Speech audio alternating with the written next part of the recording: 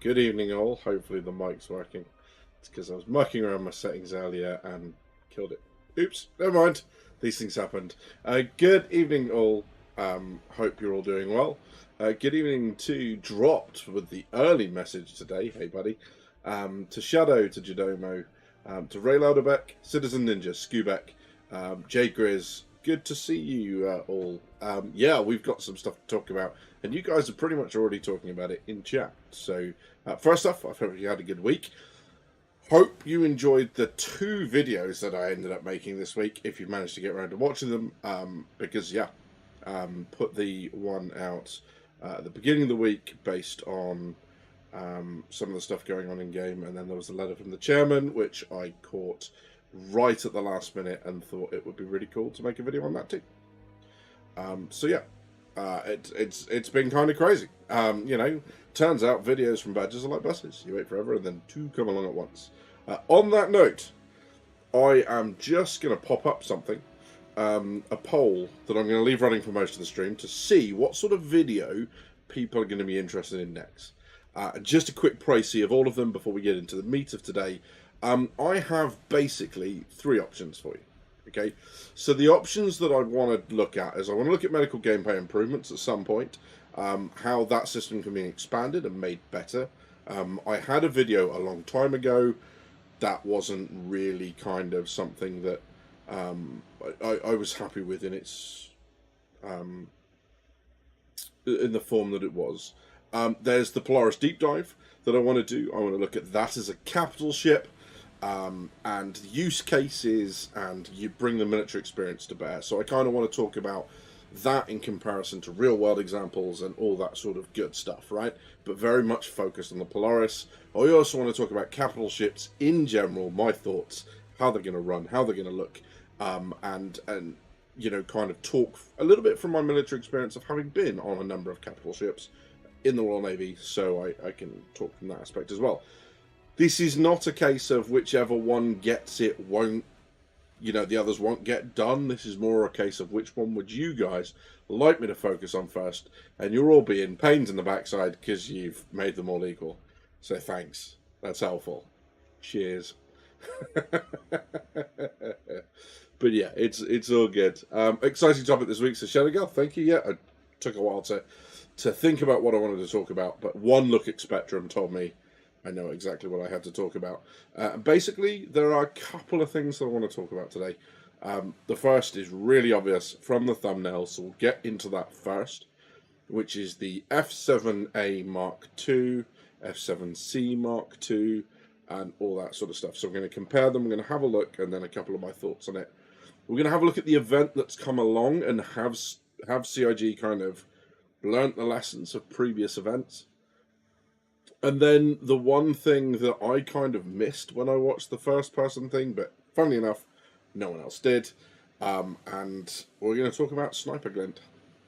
Because, yeah, everyone seems really, really focused on it. So, yeah, it's kind of getting crazy.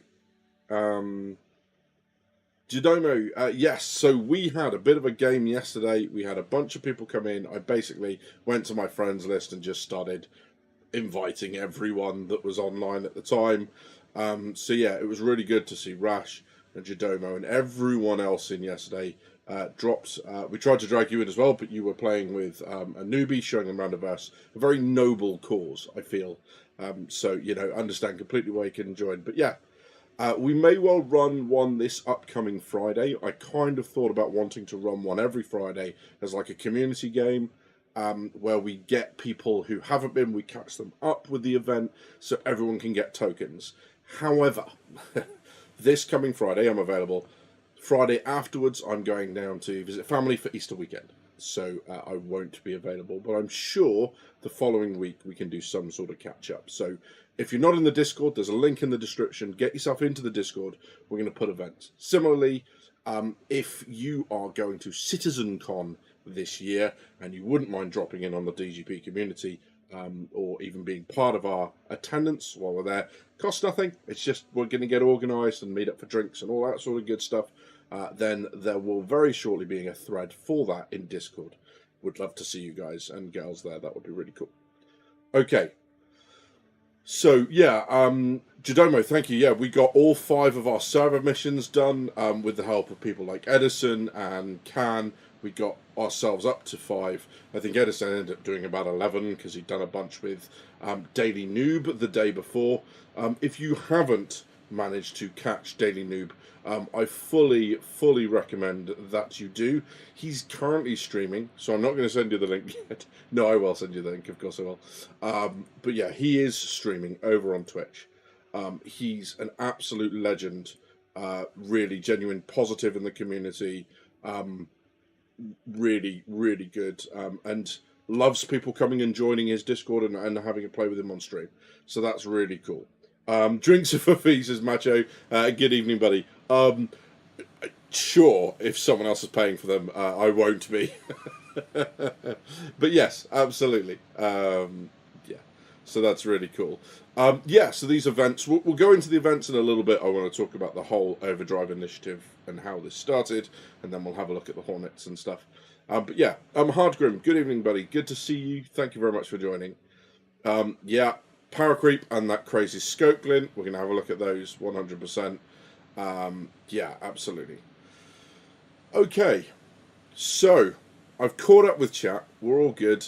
Noob's over there. If you do go over to Noob, just say hi from Badgers. I haven't been able to drop in and see him for a little while, and the last time I did, I kind of said hi, and then I got caught up with work, so instantly had to leave. So he normally has a bit of a chat with me, and I'm sure he asks questions, and I just wasn't there. So Badgers says sorry and say hi when you go across. Okie dokie. So I kind of clicked off the screen for a second because it's going to flash and make me light up and do all like that, do all sorts of silly stuff. But we're going to change over. So let's have a look.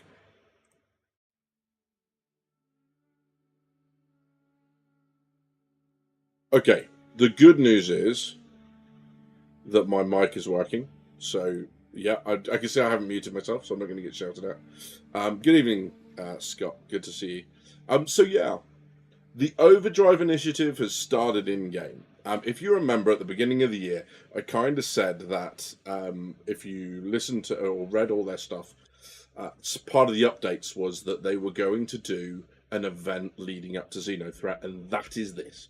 So the Overdrive initiative is like a precursor to the Xenothreat. Okay? So basically what it's saying here is that Xenothreat are on their way back into Stanton. Okay, the CDF now are getting wise to it and they want to try and anticipate what's going on and stop it. Okay, so there's a whole bunch of rewards I'll go into in a second. Okay, the CDF has intercepted comms suggesting an imminent Xenothreat attack on Stanton. With approval from the UE Navy, the CDF has launched the Overdrive Initiative, a volunteer force tasked with investigating the terrorist activities, etc., etc., etc. Okay, as part of this, the Hornet Mark II, that incredible ship we saw at the beginning, I think, of Squadron, I think that's the same one that we're talking about, incredible looking ship, has now been released to us. What they've released is the F7C, okay, which is the civilian version, just like they did with the Hornet. That's available. It's quite expensive, as Hornets go. It's $175 non-war bond, which is not cheap. We're up in Sabre territory with that sort of price. And if you play through the event that they have going for the next few weeks, then there's every chance that you will, if you complete everything, you will get a token to upgrade to the F7A. So whether you have it or not, if you complete everything, regardless of anything else, you will get a token for the upgrade. You don't need to have the ship.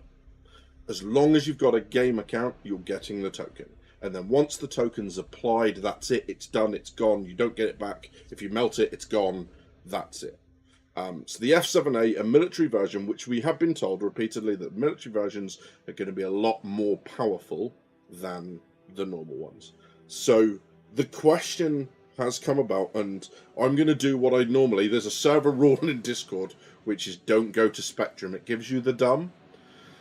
I'm going to break my own rule. I'm going to go to Spectrum. I'm going to risk the dumb for the sake of you lot. Let's do that. But yes, Okay, so at the moment, the very first mission that we have is Intel Raid. Okay, so you're going to the bunkers. All right, the bunkers are hostile. Remember that when you try and land. They are not mucking about, those turrets. They are more accurate. They've got an increased range. They are stripping stuff down. So the Spirit, basically, in the time it took me to turn away when I was landing, basically, they stripped my shields out, blew my VTOL thrusters off, and turned my hull red. And I wasn't mucking about. I was flying fairly seriously. So, yeah, they are pretty aggressive. But yeah, so you're going to go to that bunker, you're going to get inside it, and then you're going to kill a bunch of people. Now, everyone in that bunker is hostile. When you get down there, one of them will be a civilian in like work clothes, like the missions where you go there and you're not supposed to kill the civilians. They are also hostile. You need to kill him or her because they have the crypto key, which is what he has in his hand, to put into that console. It does not, or it did not work. The couple of times we did it with Tiger's Claw, crypto devices, did not work. On the mission tracker, on the top of the screen, it came up with, "You're ready for the next phase." But the screen, on the screen there, it did not update, and the mission didn't progress. So we were trapped. Just couldn't do anything, had to move on and do the next one. It's going to come up as a priority mission when you log in. It'll appear on your screen. It's a personal one, although you can share it with everyone else. And yes, as long as the group complete it, you get it. So you don't even have to be present. You'll still get the tally.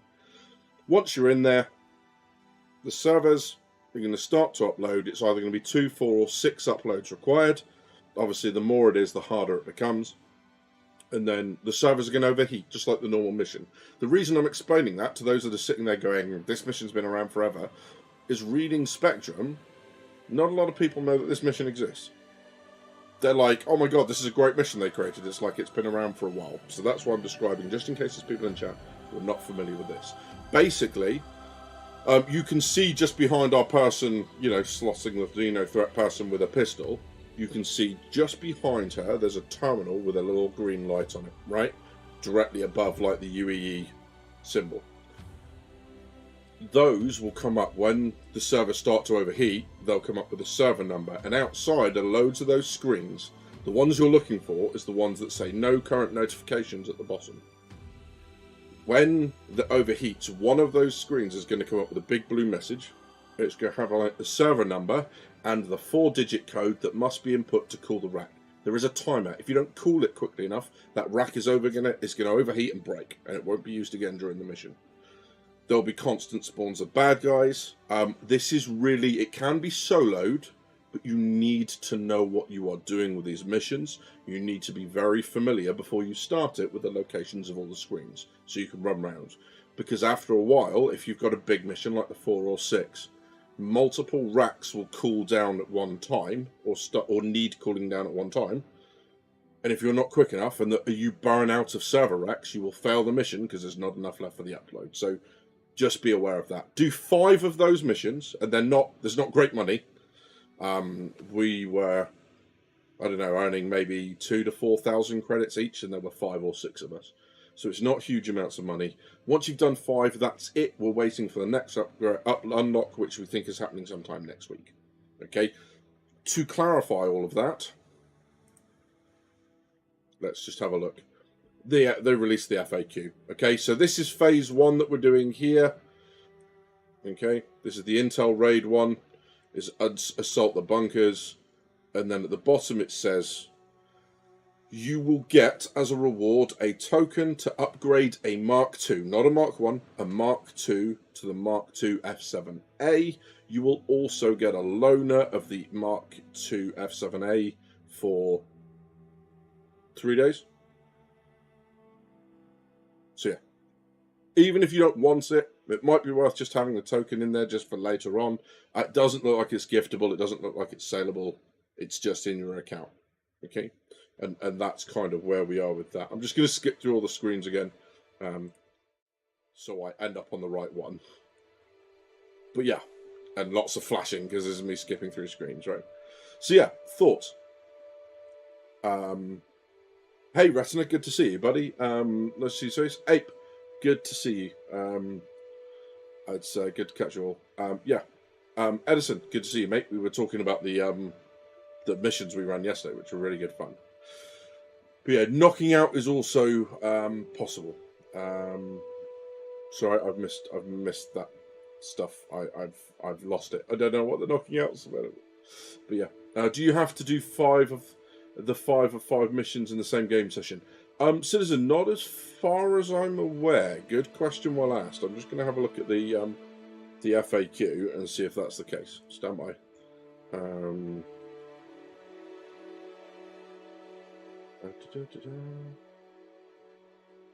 Doesn't look like it. Edison, does it track your progress of the missions between sessions? It did with you, didn't it?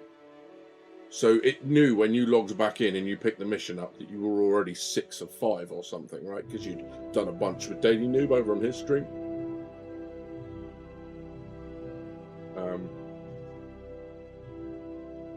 But yeah, there's obviously also upgrade options to the new Hornet and stuff like that.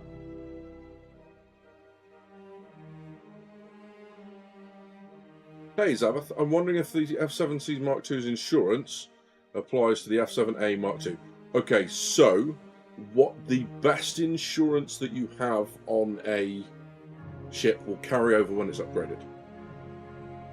So whether you have lifetime insurance on it or whether you're getting like an upgrade to something, a CCU that carries lifetime insurance with it, you'll get the best and you'll carry that on as long as you don't melt the package or melt the ship, melt the chain. But yes, so whatever insurance you get with it will carry over. You never lose insurance on an upgrade. You'll always keep the best ones. But yeah, so what we'll do is we'll have a look at the ships themselves, because this is going to be interesting, I think. Okay, so what I've done here is I've snapshotted a bunch of the Hornets. We've got the F7C, the F7 Hornet Ghost, the Hornet Tracker, the Super Hornet, and then on the right-hand side here we've got the Mark IIs. So I don't think the F7A has an entry, does it? Confirm? If so, we'll have a look. So the Mark I, that is, not the Mark II, I'm asking. But yeah, lots of similarities all across the board here. They all look like they have the same number of intakes. So basically everything under propulsion is the same. Everything under avionics is the same. Thrusters are different. So you'll see that the Mark I's, which are the first 4 columns, hopefully you can see that. I might need to zoom in a bit, right? There we go. So the first 4 columns are the Mark I's. They have 6 joint maneuvering thrusters. Now, everything's got 2 retro, but the 2 Mark IIs have 8 gimbaled. So, more maneuverable, we're assuming, although from... it looks like the... from what people were saying in the game, it struggles with strafing and stuff, but then again, that's supposed to come in across all of the ships. So yeah, and then power plants wise, this is where things start to get interesting. Okay, because the F7A, which is the right-hand column, this one over here, oh sorry, the F7C, seems to have 2 small power plants as opposed to everything else. So, yeah. We've got a small power plant there. Yeah, I hear what you're saying, Edison. However, it wouldn't be the first time a ship's come out with the wrong modules. I'm trying to get an idea of their intent from what's on here. I get that this is a Matrix of Lies, and I get that this is inaccurate, but also, you know, Urkel only reflects what's current, not CIG's thought process, so which is why I'm looking here. Do you think they'll maybe sell the F7A at launch week? Probably around for 210, or at main event exclusive, we may or may not run again. Do you know what? Good question. Let's have a quick scroll through. Of course, they've all zoomed in. So yeah.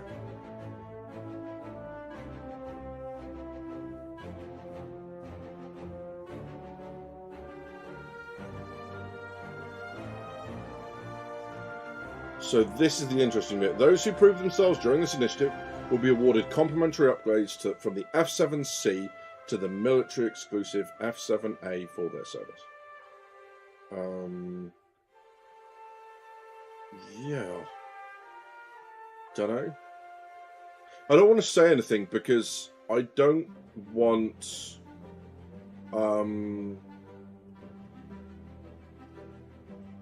I don't want to kind of panic anyone into buying anything that they don't need to buy. Like, we'll need to get the ship. Similarly, I don't want people to wait to buy for it because I said that I thought they might be able to buy it, not get it, and then not get it for the event. The best bit of advice I can give you, if you don't have the game downloaded, is get it downloaded. In any event, play this bit right now, get it, it's sat in your account, then who cares, right? If you want to, like we said, this Friday, we're going to have another whack at it. I'm going to put a community game up so people can play it. Friday evening, UK time. We'll start early, and then people can come in, do what they want, and then roll out. More than happy to do that. It would be a bit weird, as Stakaragord says, for them to then sell this. Although, having said that, it wouldn't be the first time they've said that they're going to do something as a reward and then sell it anyway. F8 springs to mind, right? So yeah, let's focus on the Hornets first, right? Let's look at the Hornets first. Scott, yes, I do. So there. Yeah. Usually an upgrade requires a trade-in. So basically, at CCU, you buy the upgrade itself, and then it applies to the ship. So what you'll see is, I mean, I can give me a second. I'm going to put it back to this because I don't want to see anyone to see any login details. You rotters. But I will just for a second go and show you what my purchase upgrade looks like. Because that'll give it a really good idea, and it will also show with Zaveth with the insurance stuff what will happen as well. Let's have a look. Where's my purchase? I could just click ships, but then again, I have loads of funds scrolling through. I don't have loads of funds scrolling through. I really don't. Okay. So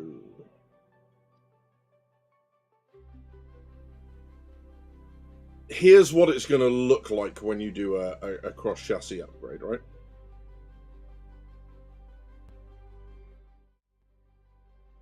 That's twice I've almost clicked stop streaming. That would be like a new high, wouldn't it? I've muted myself a couple times talking to people today. So yeah, it would be great if I just stopped streaming in the middle of the stream and then sat here chatting to myself and people were like, where'd you... So yeah, so basically this one here at the bottom, okay, this is my purchase. Okay, it says a Kruger, and then you can see here it says contains Perseus and 6 items. So what it's done is, even though it's no longer the Perseus, or sorry, it's no longer the Kruger, it's now the Perseus, it contains this. So obviously some of these CCU chains had 120-month insurance, it's carried those over, it's also lifetime insurance. Okay. You can, if you want to, melt packages, or melt ships, or items, anything you bought with in-game money, and then you can then apply the credit, the money that it gives you back, the money that you've got invested. Bearing in mind, it's the money that you put in, not its current value. So if you bought something at whatever price, you're going to get that money back. You're not going to get the increased price. The reason things keep value is if you buy a CCU, and that, so, you know, let's say you bought something to the hull D, which was at one value.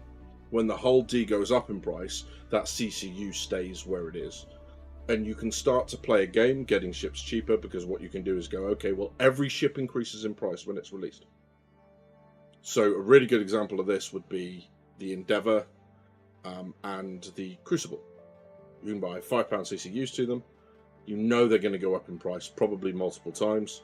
Given the fact the Endeavour's going to get much bigger, it's been ages since they played around with the price. So you know that even though you paid $5, if the ending value between whatever you bought the CCU from to the Endeavour or the Crucible, if that value is now $100, your $5 CCU is still valid. If you melt that CCU and then get it back later, you're going to pay, when you get it back, you're going to pay the new price, not what you bought it for. So yeah, that. So yes, sorry, a bit of a tangent into CCUs and stuff. But there is the possibility to sort of get involved with all that and play it, you know, and that's kind of where I end. If you want more advice on CCUs and getting ships for ridiculous value, because I'm sure there are people in chat who are going to say that they got ships at a ridiculously low value, so they paid much less than you would pay normally. I'm sure they'll say it in chat now just to let people know. But let's go back to the Matrix and have a look. I also kind of want to look at Arkle and see what it says about these ships. So let's have a look. So we'll just look at the stock ones, I guess. Those. Good lord, what am I looking at?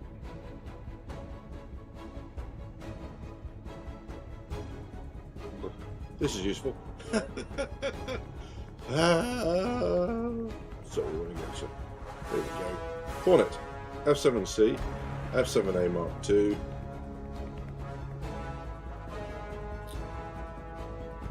F7C Mark II.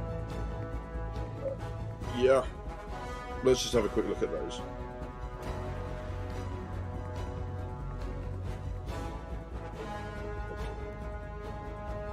Compare selected.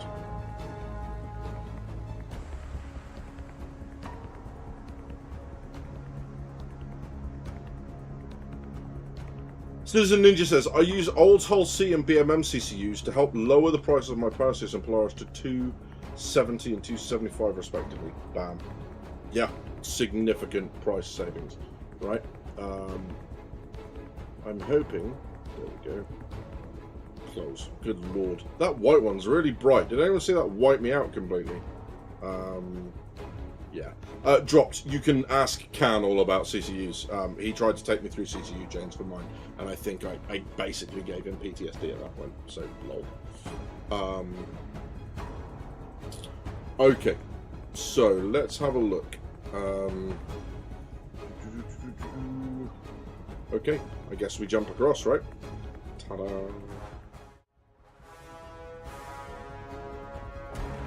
Okay, so what we're going to do is we're going to have a look at F7C, F7C Mark II. There is no F7A, unsurprisingly, because it's unavailable. So let's compare these. Okay. I don't know if that worked or that loaded anything or whether that's loaded one. So it's probably just loaded one, right? Now I'll get it to go back. Oh, Arkle, I hate you so much. This is why Edison, because yeah, problems. Okay, F7C. Let's have a look at that one first. Okay.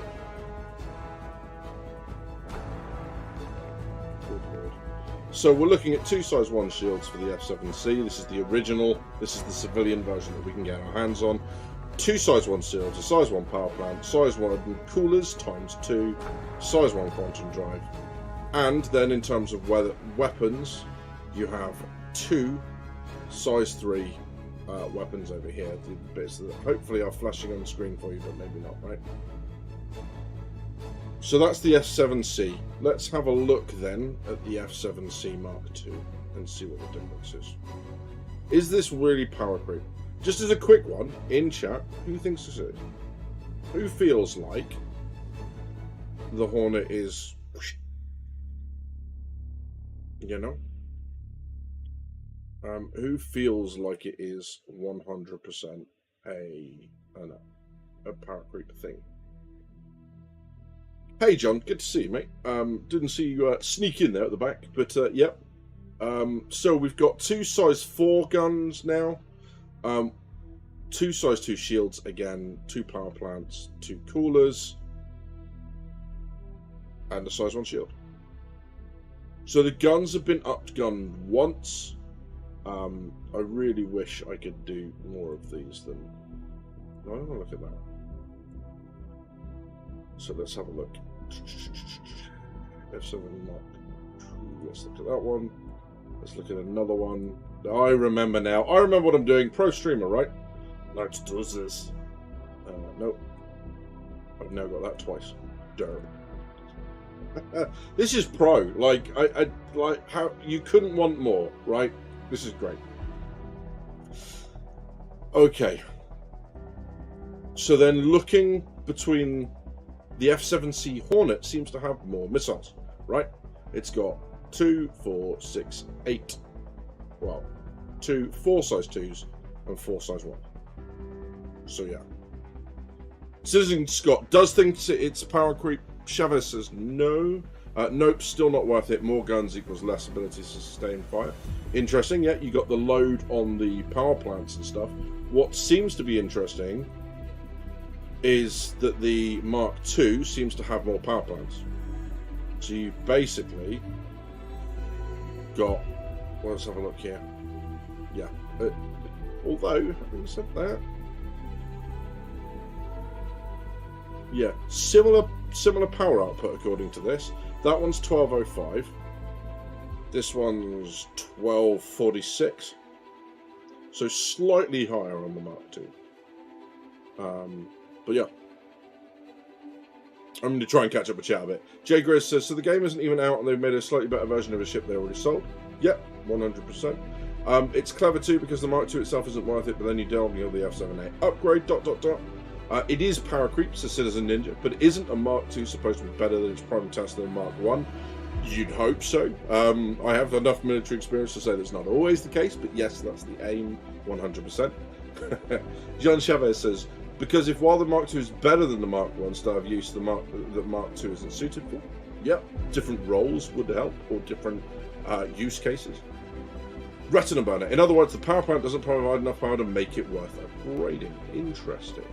Possibly larger capacitors, says Shadow Girl. Yeah, absolutely. I think power creep is appropriate for Mark II over Mark I. Yeah, if upgrade is the right way. Yeah, absolutely. Thanks, Badges, for clarifying. So the FC2 plus 6 months plus token.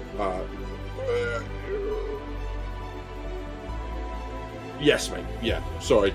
I read that and my brain just went. Yes, you are entirely correct.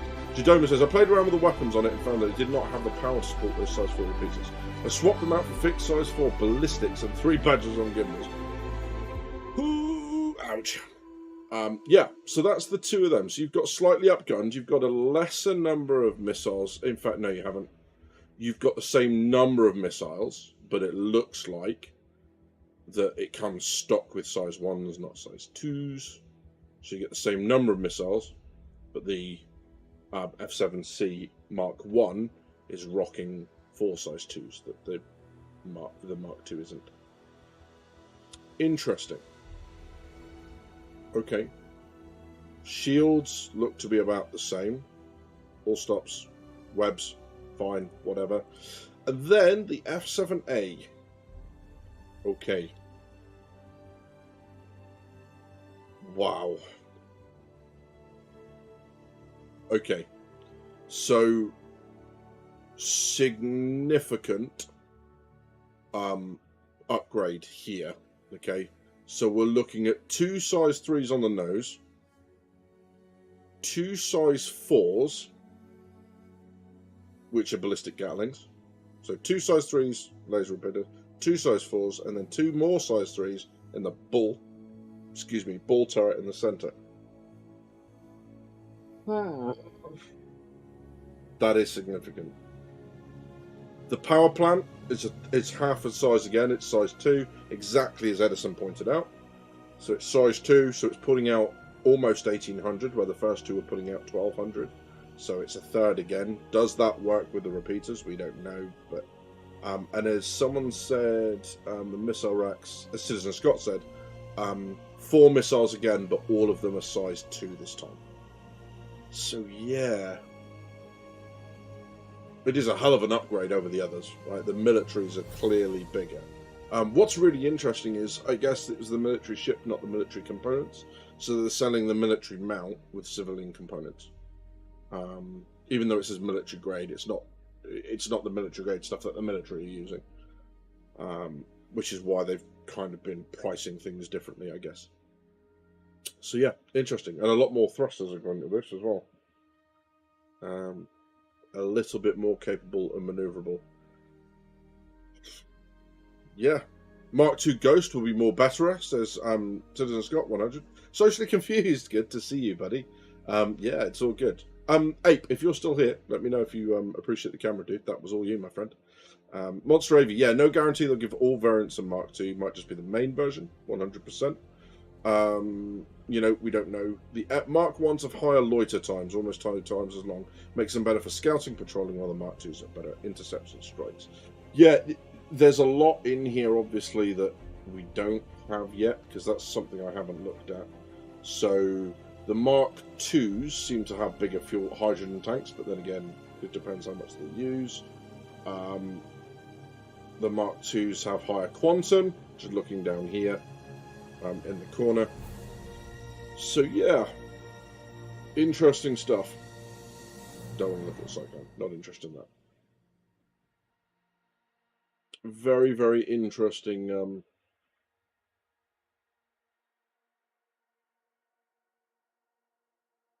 interesting comparison. They mentioned in the page the base is just the first model. See if they do new variant types or just Ghost and Tracker though, yeah. Yeah, absolutely. And I'm sure that there's likely to be variants that are military only that we won't see in-game at all, and that'll be that sort of stuff.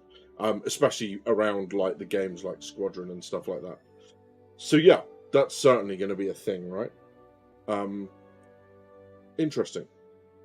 Okay. Does this constitute a power group?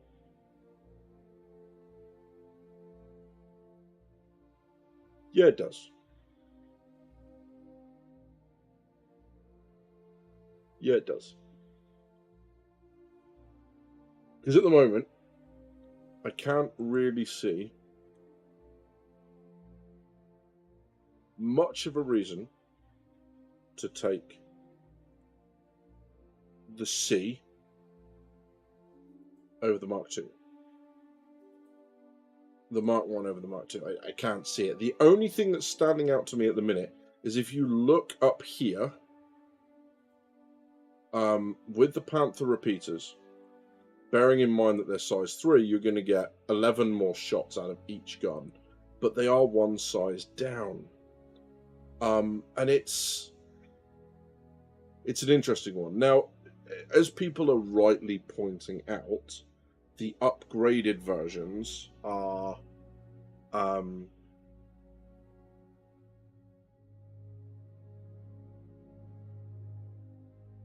bound to be more powerful. I'm just thinking as I'm talking, and clearly as a bloke I can't do both, right?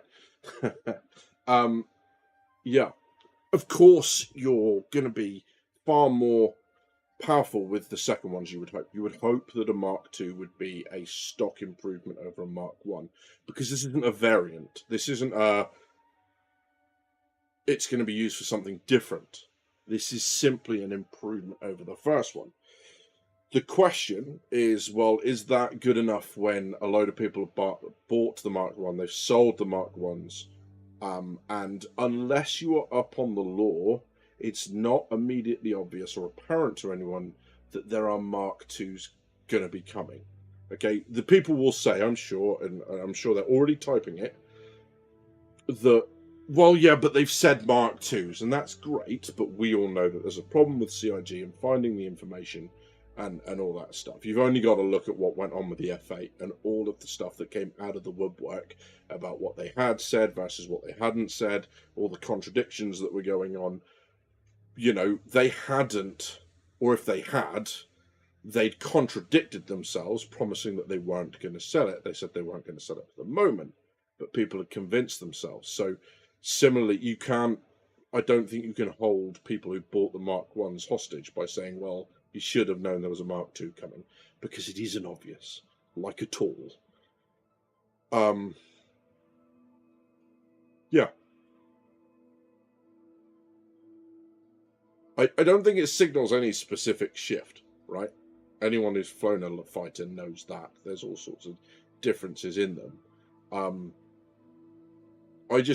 CIG have always said, and I kind of not cling to this so much, but I repeat this time and time again on this stream, and that is, CIG have said they'll always give us a choice between different things. So there will be reasons to take every ship, because they don't want the beginner ships, for example, thinking of the Mustang and the Aurora, they don't want them to be pigeonholed as beginner ships. They want them to be viable ships all the way through. And clearly, you're not going to take an Aurora up against an F8 and beat it in combat. But that's not the point. The idea is that the Aurora is going to be the long distance, or I say long distance, that's not what I meant, the long endurance.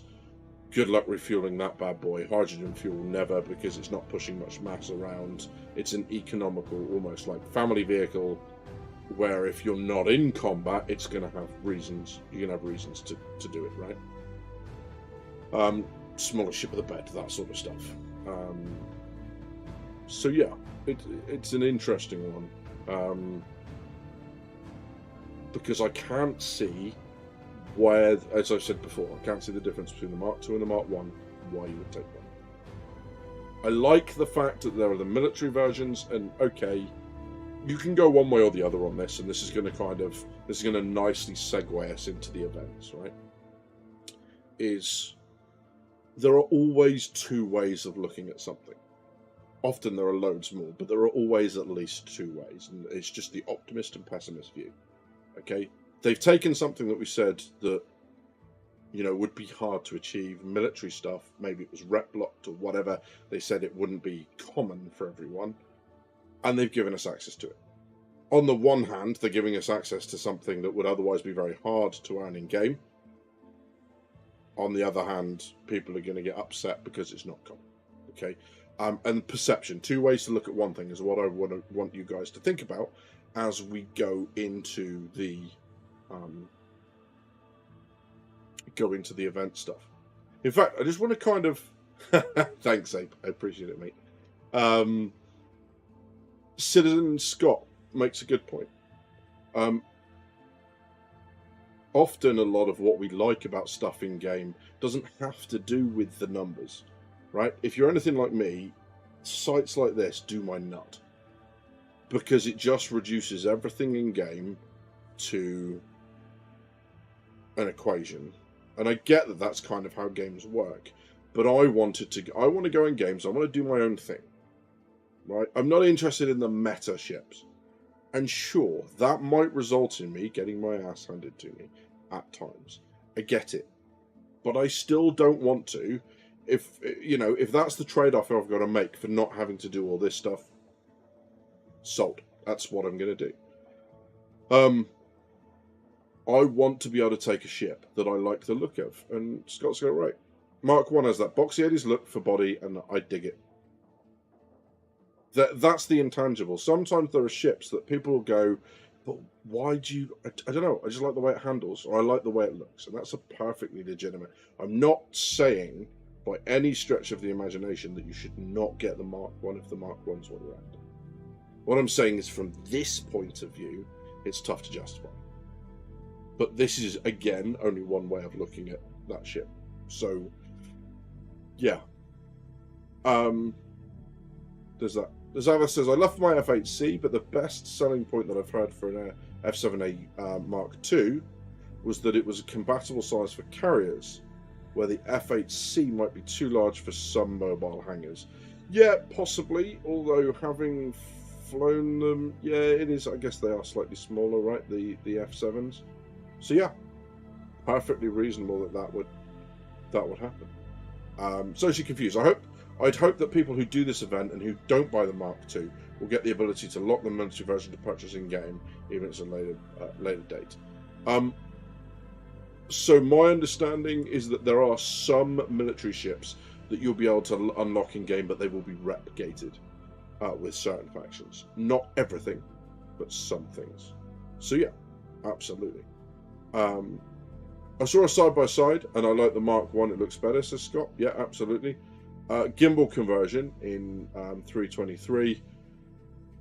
Yeah, that's a good point. We've got the gimbal changes coming in as well, which for those that don't know is the whole everything's getting gimbals unless it's obvious that it can't.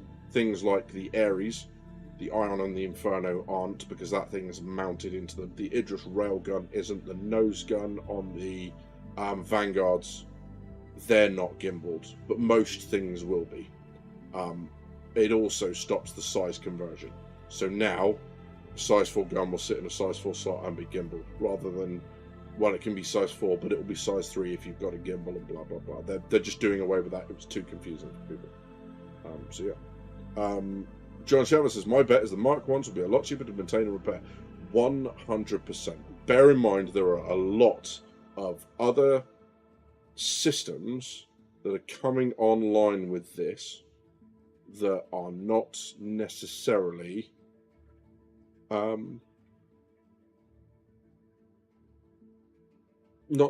accounted for in any of this. Things like armor, things like your output and scanning. I know it's kind of covered in here. You've got like EM and IR and stuff, but they're not finished with that. I don't think they've even had a proper implementation of it. I know they say they have. It doesn't feel to me like they have. So there's all sorts of other ways that they can make these things different.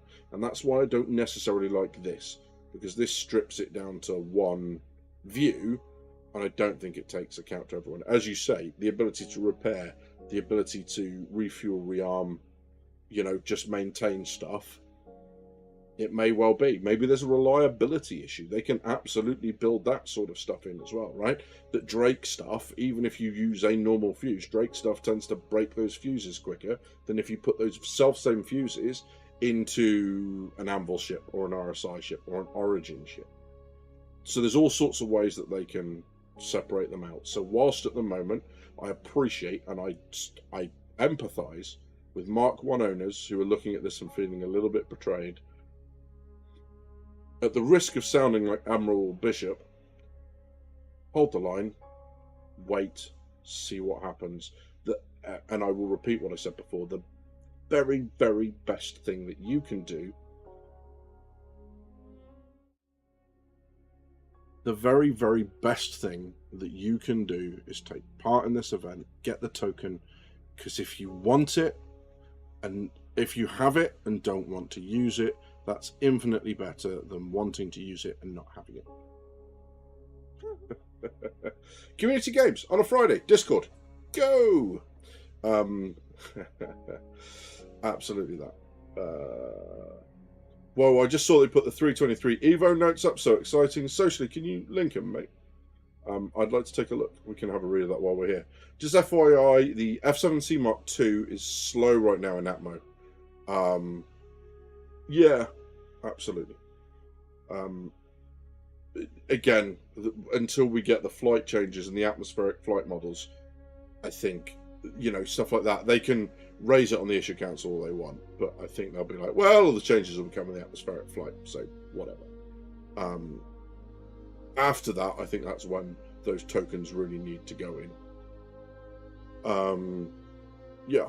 So I think we will not know where these ships are going to stand until we get master modes and atmospheric flight. 100%. Sorry, mate. I only read that after I said all that, but yeah, sounds like we're saying precisely the same thing, right? Sorry about that. It's almost like I stole your idea and then pretended it was my own, but I didn't. I promise. One issue with the previous Hornet sales is the fact that CIG stated the top of the line Hornet was going to be the Super Hornet. You cannot CCU from an F7C M Mark I to a Mark II version. Interesting. Got live reports of 323 coming in as I type, says Notorious.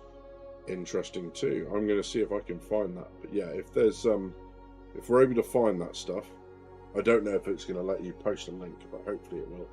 I'm just going to boot some stuff up and see if I can find in the background whilst we're talking. But yeah, okay, very cool. So it's to Evo Carty, right? So I'll see what I can find. Okay. So as I'm going to ask this question, as I'm going to talk about it, but as in-game events go, what are people's thoughts? Let me know. put the link above and in Discord. Avi, I don't think it's letting you. Don't think it's letting you do that. I shall have a look in Discord. Thank you very much. General chat. Here we go. We'll pop that and we'll have a look. Okay. So, Eva Cuddy notes. Let's do this live. This will be exciting, won't it? Okie dokie. So, bearing in mind, please, this is Evo notes, not normal. So yeah, 6:26. So this is a couple of hours old. Let's jump across and have a look. Combat helmets now support the dynamic crosshair. Okay, that's the one that shows you where the bullet's going to land. Players will have a choice of two options when it comes to the dynamic crosshair. Have it permanently off or permanently on when wearing any combat helmet. Players can decide to toggle the crosshair on and off via the settings options. Cool. Combat helmet required. In terms of the law of Star Citizen, the crosshair will appear on the player's helmet visor via augmented reality. This means if the player does not have a combat helmet on, they will not be able to use the feature. Taking your helmet off or using a non-combat rated helmet will cause the dynamic crosshair to not display. In the PU, with there being multiple brand manufacturers for helmets, there's an option for the crosshairs to change its visible looks based off the manufacturer's design. The crosshair will not snap to different objects, since we are trying to add a level of AR realism. The crosshair should be responsive, but soft flow onto different objects. Cool. New hit marker back into the game. These hit markers are visible from both the hip and ADS mode. The new hit markers will have style and sound changes based on body, head, and kill shots. Hit markers are directly tied to the dynamic crosshair, so if the player turns off the crosshair in the options or changes to a non-combat helmet, they will not receive any hit markers. So again, that's linked. Interesting. Wow.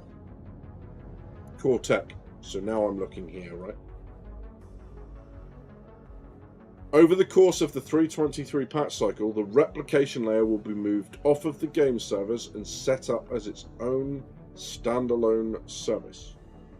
This allows game servers to recover without disconnecting players, so that progress will not be lost. During a crash, a message will display saying the server is recovering. In this phase, it could take as long as 2 to 5 minutes. So please wait on this to complete, and the replication layer will move everyone to the new server. Interesting.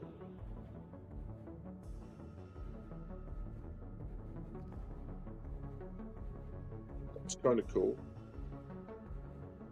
So they bunch of bug fixes that I'm not going to go into. Whoa.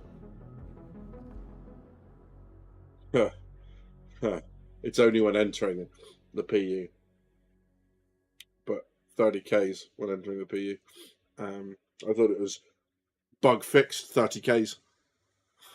Be incredible, right? Yeah. So they fixed a bunch of bugs just quickly. Missing elevators, shops missing items, NPCs standing on. Yeah, see, I've heard that before. They fixed NPCs standing on furniture. We've heard that, not so much. The Hornet Mark II audio may use placeholder or other ship sounds. Okay, fine. It's got its own sounds now. Great. I'm just having a click through.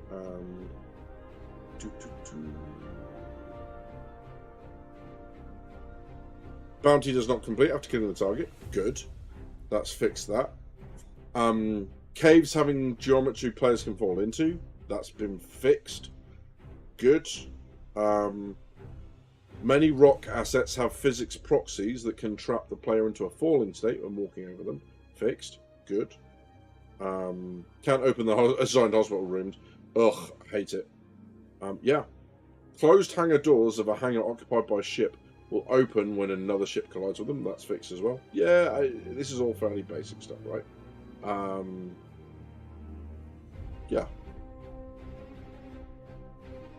Fixed PU performance, inconsistent frame times, stuttering during standard gameplay.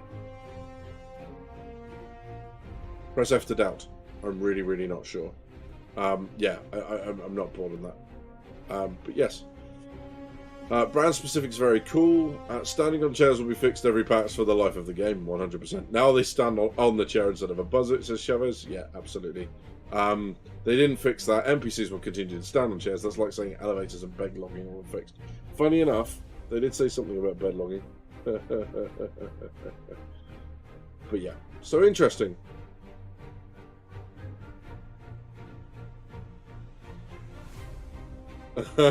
This is just the Minecraft equivalent of removed Herobrine at this point. And they're not wrong, right? It's just been such a long-standing patch. Or a long-standing bug, rather. But yes, that they keep claiming to have patched out. But not so much. Okay, cool. Right, so what I want to have a look at now then, now that we've done all that sort of stuff, is let's have a look at the event stuff.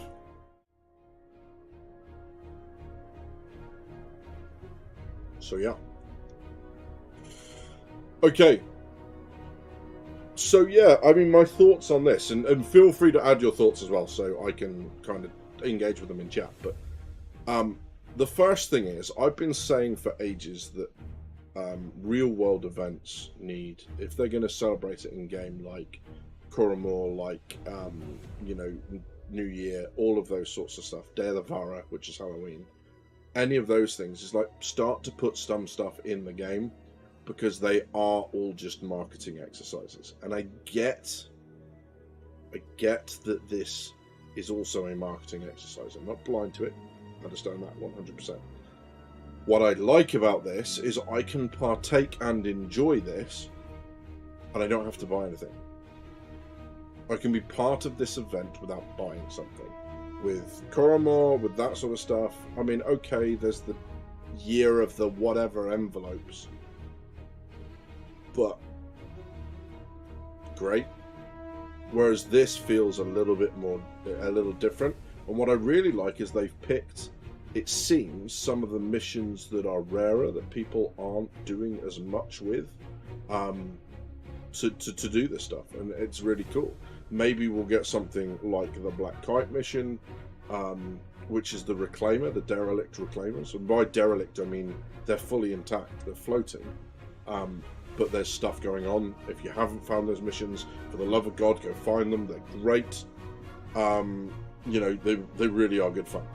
Honestly good fun. And, you know, I said before when I did them, take a ship big enough to blow them up. You don't even have to do that. They're all auto-destruct works, so you can jump in the pilot seat. Whilst you can't fly them, you can blow them up in the pilot seat. Just get out real quick, because they go up quickly. So yeah, interesting. My biggest problem with the F7 Mark II is why blue? Is it a Prius in disguise? Weren't they kind of like bluish in the, I mean, not quite, but yeah. I don't know. Prius Hornet? Hornet Prius? I don't know. Yeah. It's skins, right? They'll change. They'll give us the opportunity to do other stuff with it. So yeah. So that's the first part, is finding their in-game events that you can partake in when you're not buying stuff. And there's a reward for it. And okay, that reward is only usable if you buy stuff. But at the end of the day, you can have it in your inventory. You can have it in your hangar and go, yeah, I did that event. You know, it's not as cool maybe as an in-game like reward, like a medal maybe that can go on a uniform at a later date. Given the fact they're doing all this cool stuff with clothing and with character customizations, maybe we get a medal, maybe we get a bar or a commendation or something, a plaque, or something like that to use in game that could go in the hangar or can go on a shelf on the captain's cabin of your capital ship or whatever. That would be kind of cool. In-game skins and knickknacks for holidays would be neat. So socially confused, 100%. Feathers, hello, bud. I like this event is accessible to everyone, 100%. For those that don't know, there's a Jeff Dunham skit about a blue Prius. Look it up. Jeff Dunham's funny. I like Jeff. By the way, you can store 2 SEU inside of the F7C Mark II. If you don't have a turret, you find that opens up for the cargo. Yeah, it's like I forget what it's called, a stall or something like that. But yes, it's like a utility module that goes in where you can store stuff. So that's cool. Yeah, so the first part that I will say about this is, A, it's great that everyone can get involved without having to buy anything. The second thing that I will say is that it's just a shame that it's tied to not only an in-game purchase, but it's also an in-game purchase that is potentially going to piss people off because they are, you know, they're Mark 1, they might have the perception that their Mark 1 is now being avoided. And I get that too. That's going to piss people off, right? And people are right to be pissed off about that. No problem with that. 100% get it.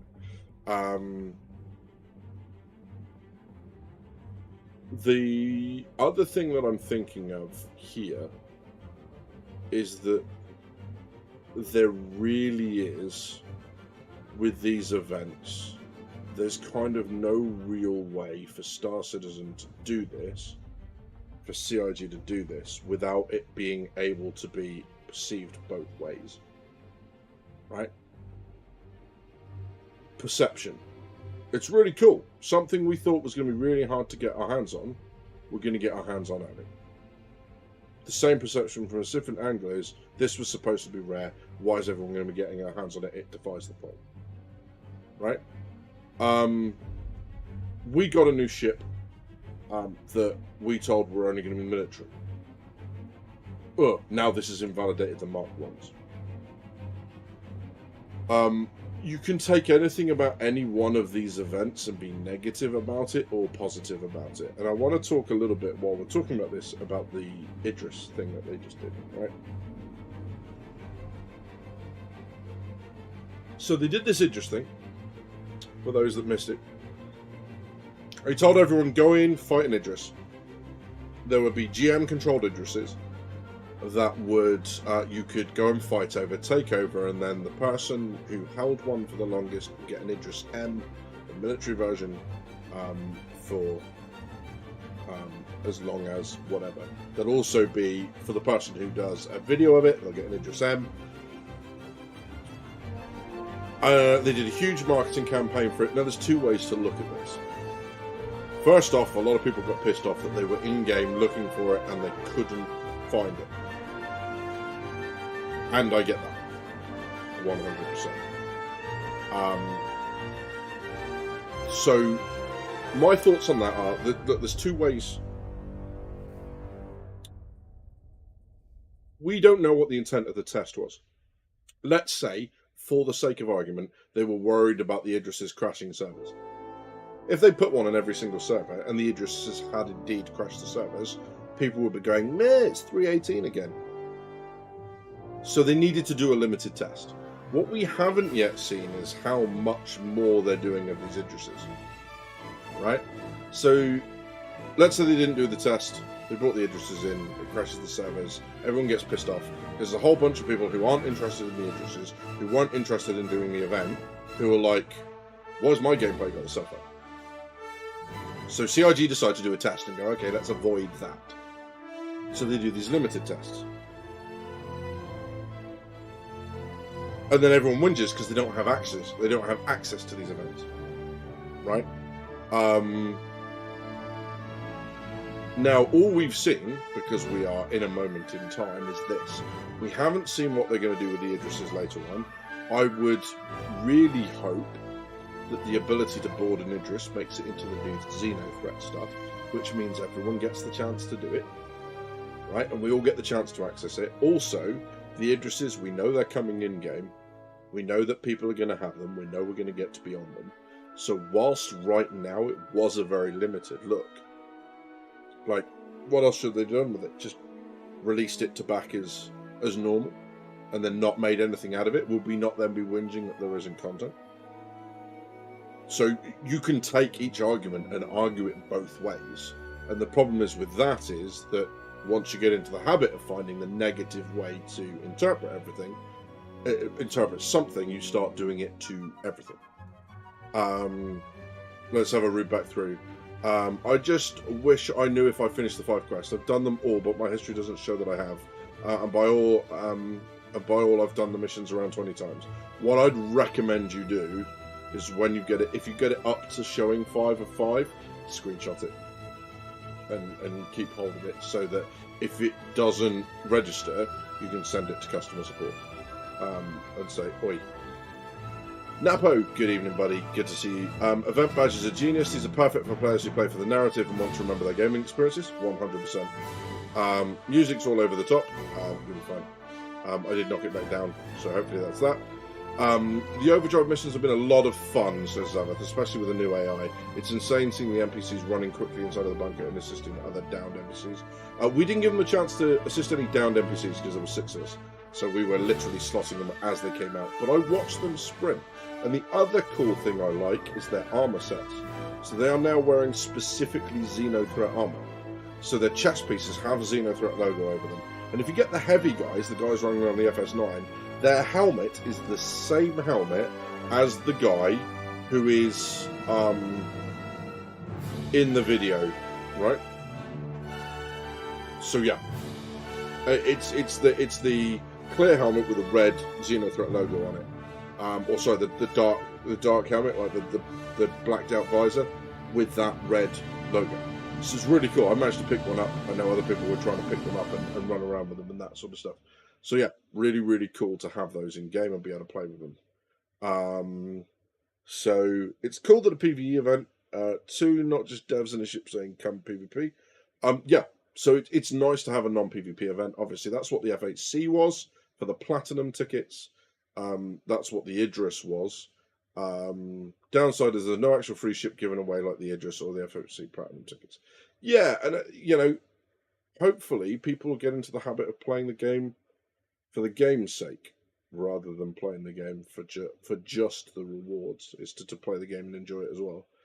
Ken Claudio, good evening, bud. A concern of mine is how much the marketing team is behind this. I'm already sold on getting a Ghost Mark II, but when it ever comes out, but agreed, the player base has every right to be upset. Yeah, it's not a fun time for them, and I get that. But yeah. Way less than 5%, to be honest, more than, wait, what's that? Oh, sorry, Jay Gris says, interest event, not test, an event that they only gave to 5% of the time game pop to get a shot. Way less than 5%, maybe 0.005. Here's the interesting thing, is how are we saying about the people that saw it? Because what we're hearing from the streamers who saw it, and we are hearing from the players who didn't see it. I got gold tickets, and everyone knows that because you come to the stream to find out. But, when I've seen rare things in game, when I've seen rare things happen, or I've found rare loot and stuff, I don't take to Spectrum to say that I've found it. And neither do most people, right? So the people who saw the Idris, aside from the one those who streamed, are not going to be on Spectrum talking about how they saw it. What we are going to see is the whinging from people that didn't. And because you have an absence of a voice in that space, the impression is they only did it for streamers, they did it for no one else. Which is interesting because they missed Morphologist out. He only got there because someone else pulled him into a group where they were already fighting it. That's the only reason Morphologist ever got there. It would be interesting to leave Morphologist out, given how big an influence he is in the community, right? So, yeah, it's an interesting one, and this is the flip side is that we hear this all the time. And the reason I'm aware of this particular fallacy is because when I worked for Games Workshop that make the little Warhammer figures, these guys, Space Marines, and these. Hang on, I can do this better. Stand by. Tyrannid monstrosities, and Space Marine lieutenants, because there's not enough of those kicking around. When we work for them, what you have is the very vocal gaming crowd, and they believe themselves to be the heart and soul of the hobby. They believe themselves to be the loudest voice. If you disappoint the gamers, the game dies, or the company dies. The reality is that it's the collectors that form the majority of Games Workshop player base. You just never see them. They buy their stuff online, they buy their paints online, or they come into the stores every so often. And they go away. They're not on message boards because they're not discussing changes with the game. They're not on any of those sorts of things. So gamers have or the tabletop gamers have convinced themselves that they are the lifeblood of the hobby because there's no one telling them otherwise. And this may well have been the same thing. We've convinced ourselves that not a lot of people saw it. You know, it was GMs, so did people sync up with the times that people were playing? Because if it's GMs doing it, they may well have to do it in work hours, right? And that sort of stuff. Now, I'm not saying, before it all gets mad in the comments, because I haven't looked yet, behave yourselves. I'm not saying that means lots of people tried it. What I'm saying is if you're going to do a set staggered test, if you're going to roll this out, then this might be part one of a stage. If it's not, if we get a year down the line and we still haven't had the chance to do this with the Idris, I'm with you 100%. But it's only been a little while, so maybe give us some, or maybe give them some chance to roll it out to a larger scale test before we sharpen the pitchforks. If in a year they still haven't done it, pitchforks away, right? So that's my 2 cents on it. So Zava says it's awesome seeing so many citizens using global chat to meet up with each other. Citizens that they don't even know to do the Overdrive missions. CIG really nailed it with this time. We need more of this. For the missions, you can repeat them, but you can also look at the payouts. Should be different. Yeah, exactly. There's a serious misconception that everyone's active on Spectrum. Couldn't be more wrong. Yeah, 100%. First off, a lot of people on Spectrum aren't active. Secondly, a lot of the active people aren't on Spectrum. So, you know, and then that sort of stuff, right? And also, people take to Spectrum, by and large, to whinge. Now, there have been some really positive posts on there, on Spectrum, about the Overdrive event. So that's cool. But they are far outweighed by all the bitching about glint and everything else, right? And in fact, on the first page at the moment, there is actually a post about stop being negative to each other. People are allowed their opinions. So yeah, it's a really interesting one. Single track. Good evening. Hello. No, CIG are not like Games Workshop. Please say it's not so. I mean, the company's out to make money, so I mean, I guess in that respect, right? Good evening, Badger, says Murky Skies. Murky, good evening. Good to see you, my friend. I'm glad you can make it. Same for you, Single Track. Good to see you both. The issue with DevRun events is that they only do very, very few instances of that, which means very few people have an opportunity to participate. 100%. And one of the things that was raised, and I don't know if she's still here, but Scarlett said this. This is Shadow Girl in chat. Said this when we were talking about it in the Discord. They sent out an email campaign which does, on one line, say you will fight GM crewed Idrises. If you miss that cue, or if you're not really thinking about it, so you don't go, GM crewed means there's probably not a lot of them. Every other part of that event, every other part of that email, so this isn't just people are logging in, they're actively going after everyone with an account to get them back. Right? So this isn't like, it didn't pop up on the launcher, this is an email to every active account saying, come into the game. It's made it seem like people were, that it was going to be a very common thing. And what's worse is they kind of sold ships off the back of it. The marketing thing is interesting, because if it was genuinely a marketing exercise, they would have done more Idrises, because, you know, you go up to the Idris in your insert non-frigate killing ship here, you get slapped about, and then you go, well, I want to get, let's try this in an Ion, I'm going to buy an Ion and see what happens then.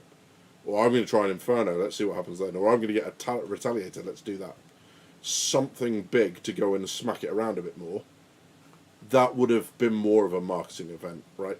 So the fact that they did it limited, still, I don't like the fact that they sold ships off the back of it. It should have been if it was a closed test, like, or a very reduced test, like they were saying. I don't know. Maybe they needed the emails to get the player numbers up, because we all know they've had problems with getting players on the test servers. That's why they completely changed access to the test universe. Now, we know they changed access. What we don't know is how well that's fixed the problem, because we haven't heard anything. So yes, they came on their streams and said, thanks ever so much, everyone, for, like, you know, changing over and all the rest of it. They might still have exactly the same problem. That wasn't a guaranteed fix. So if they're still having problems with people getting on there and testing those servers with the addresses on, this was one way to do it, right? So there's more here than just the gameplay, is what I'm trying to say. There's more here than just the aspect of us players want payouts for what we're doing. The payouts are coming, but there will be times like this when they need to test stuff. And I am going to get frustrated with stuff in the games just like you do. We're all allowed to get frustrated with it, and it's not a bad thing. People need to get frustrated with the game, because if they're not making it frustrating, they're not making the game properly, because they're going to need to bring things in that are so big and so game changing that they have to break the game, because the game is so far away from that original vision they promised. So if they're bringing stuff in and it's not breaking the game, frankly, I'm a little concerned, because the game needs to be different to what it is now. It needs to be more. It just needs to be more. I can't think of it. More! Right? You know what I'm talking about. I'm sure. Yeah, that stuff. So yeah, Socially Confused says, I have a hard time blaming marketing for the event controversies. I blame CIG leadership. They decide on what events are done and how they are run. Marketing teams are just doing their jobs. Yeah, 100%. 100% that. Feathers says they could at least give an Idris owners access to the capital in the ship, an arena commander or something. Yeah, so we were talking about this as well, right? Is that if the Idrises fly like utter crap and they don't feel right at all, it's okay for the GMs to fly them. But if you're letting people fly them by capturing them, does that really hold? Shouldn't they have some sort of access to it? Yeah, Arena Commander would have been a really good thing, although I suppose people would go, what's the point? You can only have like 4 of you, or 3 of you. You know, it's not great. But yeah. Yeah, it's an interesting one. Just like day one of the Coast Guard. So Napo and I worked together. Just like day one of the Coast Guard, hi, I'm Dave, look at my Warhammers. Yep. That was all me. Sorry, I literally walked in and was like, do you tabletop game and do you PC game? He was like, I used to. I was like, hold my beer. Yeah, good times, right, mate? But yeah, hope everything's well with you, buddy, and the fam. So yeah, interesting event. What I like is the fact that there's a progressive storyline. It's building up to an event. This feels more like the gameplay that I was expecting from Star Citizen, and the gameplay that we don't have with what people are saying is like cookie cutter teams, or sorry, cookie cutter missions that we have at the moment. They're very simple, very basic. Don't really feel like you're actually doing anything. You're doing something for rep and money. The missions aren't achieving anything else. So, you know, it seems like there's kind of a way that these missions are actually showing us some progression. There's a build up to an event, then you do the event itself. The event, they've said, is massively expanded as well. They're releasing all sorts of ships for it, which is kind of cool. It's potentially a very exciting time in the game, right? Potentially very exciting. So yeah, we'll see. I'm kind of excited to see where they go with it. You know, and the other thing is, and I don't believe I have to say that to you guys, but just in case there's anyone else that's in the channel that's lurking, that's not talking, you don't have to buy it. Just because they're advertising it, you don't have to buy it, right? If you're complaining about this, but you bought the F8,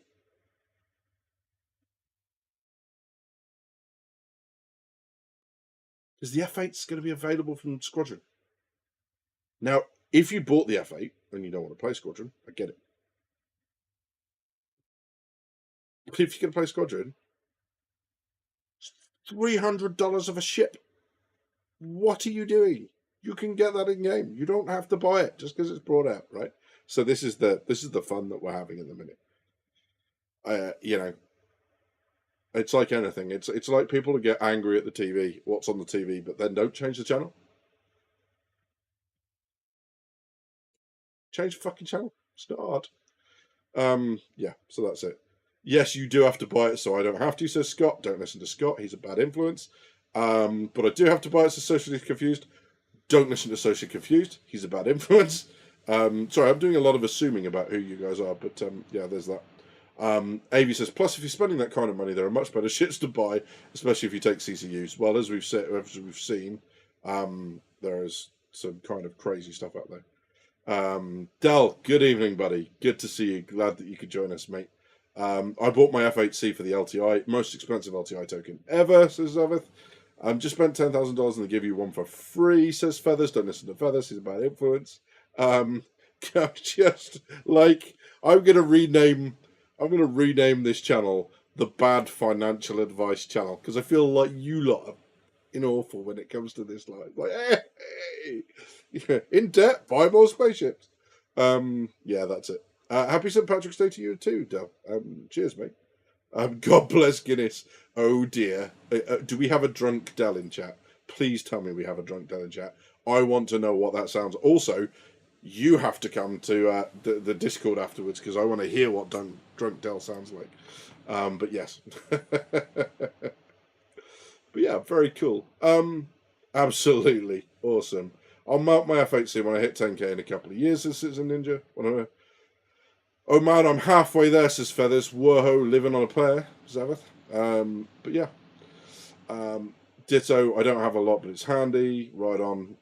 Feathers, I don't give advice I wouldn't take myself. That's not making it any better. Have you seen Jackass?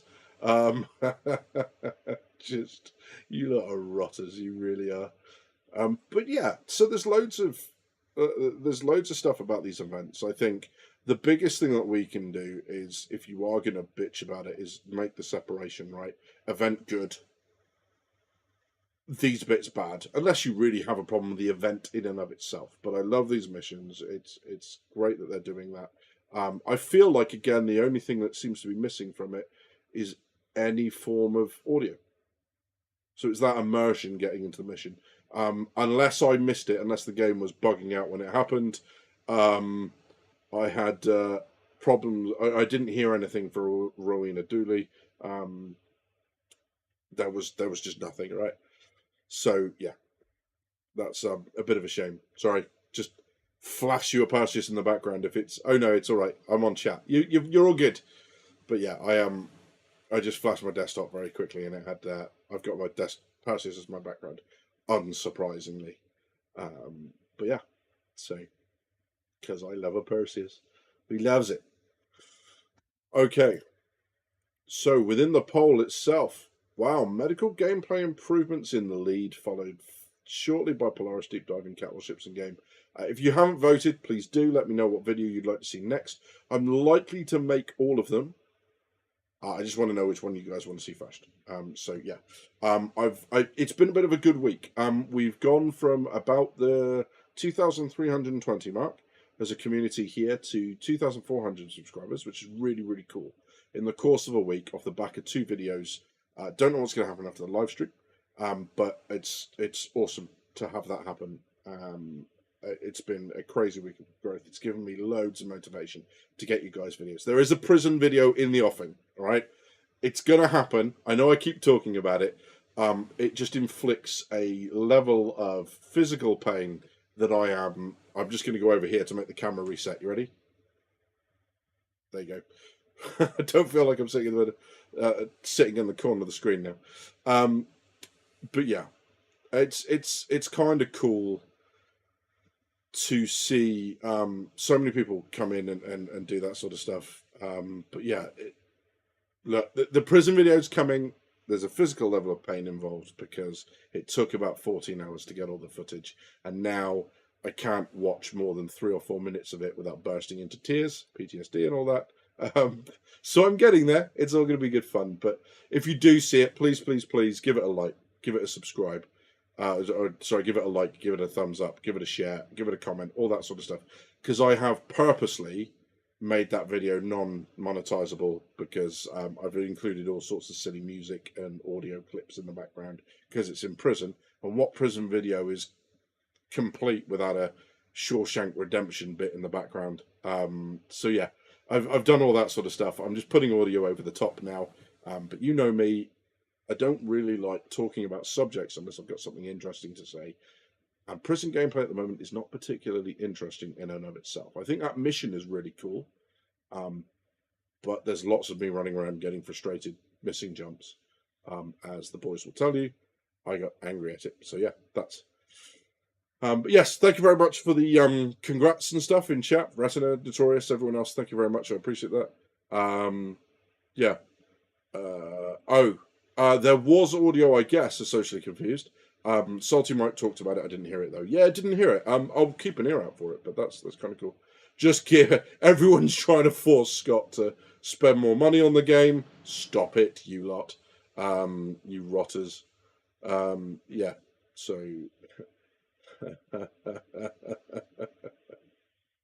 yeah, leave Scott alone. You absolute monsters. So yeah, I feel like this mission is going in the right direction. Right. We have 30 minutes left. I didn't want to give it this much time, but one more thing we need to talk about, and oh my god, I feel like chat is going to explode at this. We need to talk about what is rapidly becoming a swear word in the Star Citizen community. I am talking, of course,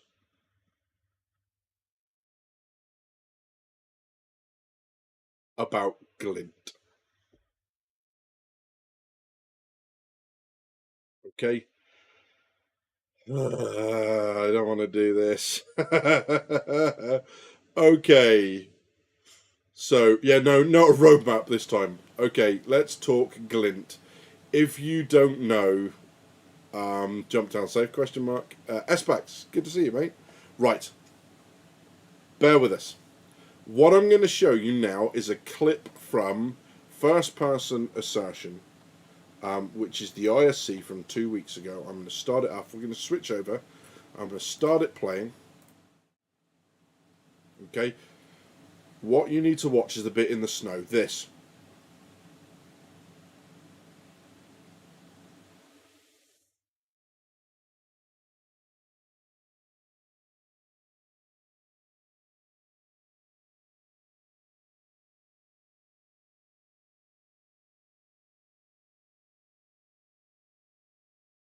Did everyone see that?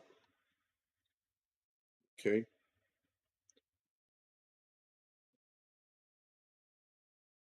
Okay, they didn't mention it. What you're seeing here, okay, in the center of the screen, so I don't know which side am I? This side. Okay, so just above my finger here, in the center of the screen, okay, there's a glinting scope. Okay, this wasn't discussed on ISC, but they put this in. Now we're going to have a look at, in a moment, the what they said about this in Star Citizen Live a couple of days ago. All right. This seems to have caused a massive issue. As you can see here, they are in shadow. Right? The star, Stanton, is causing light to come from right to left. The other way. This way. Yep. You can see the shadows being cast. Yet there is glint on that square, on that screen. Right? So, yeah. So, this is a little bit weird. So, the idea is that there is a cone in front of the sniper where you will see that glint if they're aiming at you. Okay. Let's see. I just want to jump across what they said about it in Star Citizen Live. I'm just going to turn the audio up for this one, hopefully, so you can hear it. Wait for it to load because my goddamn internet. Right off the bat, sniper glint. I'll just start with sniper glint. We snuck that into the show. We didn't talk about it. We just showcased it. We're like, oh, my people are going to notice. People noticed. Seen a lot of comments. I didn't. Seen a lot of comments on Spectrum and social media about, you know, sniper glint's bullshit and blah blah blah. Oh, I used our one swear. Sorry, you don't have any. Talk to us. Talk to us about sniper glint. Why is it there? Specs, that is my favorite comment so far today.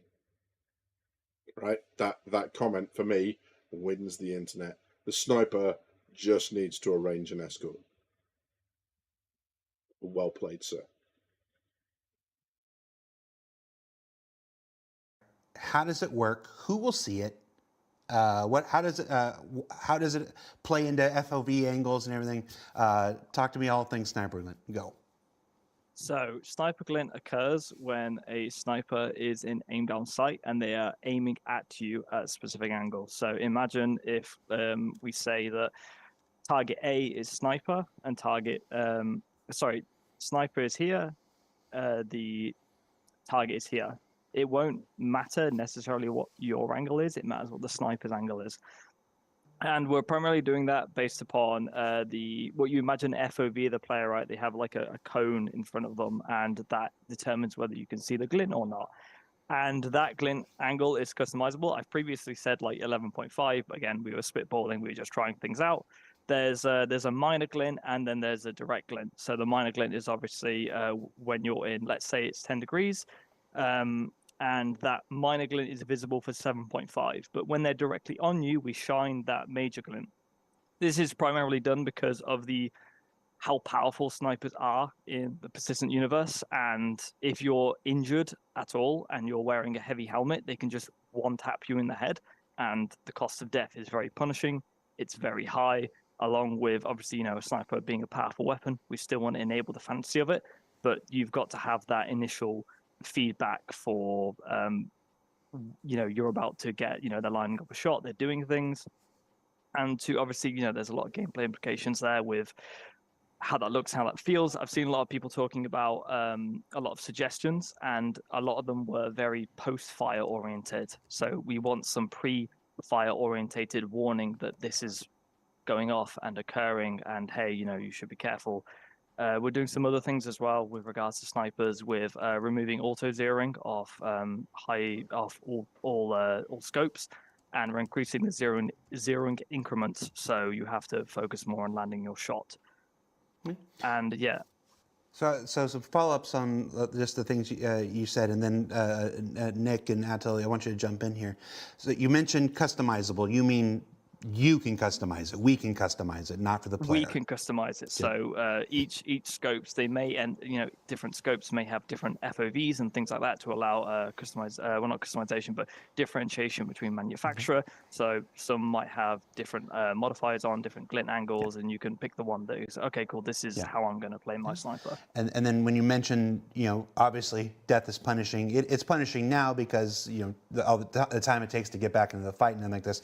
This gets more punishing when you consider death of a spaceman and all those things that we've talked about. As those things, the more of those facets come online, finding ways to help people stay alive in these situations becomes more important. So sniper glint plays into that. One of the questions in the chat was instantly, how does this work at night?